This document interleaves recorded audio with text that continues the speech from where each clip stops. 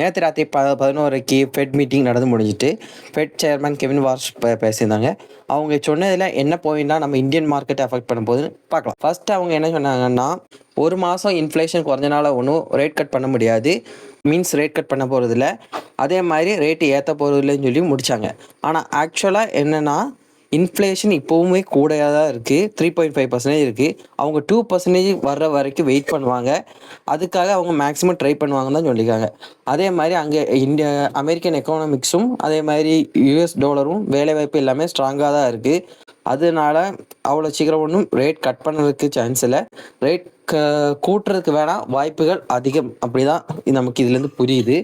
So இதனால் என்ன ஆகும், நடக்கும்போதே டவ் ஜோன்ஸ் 800 பாயிண்ட் வரை கீழே போச்சு. அதுக்கப்புறம் இப்போ கொஞ்சம் ஏற்றி ஒரு 400 பாயிண்ட் அப்படி மைனஸில் இருக்குது.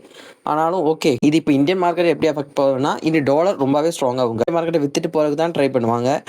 அதே மாதிரி கோல்டோட ரேட்டு கொஞ்சம் ஷார்ட் டைமுக்கு குறையும் சான்ஸ் இருக்குது. இன்கேஸ் ரேட் இனி கூட்டினாங்கன்னா ஃப்யூச்சரில் செம்மையாக கோல்டு விடும். பார்ப்போம் இனி என்ன நடக்கும்னு.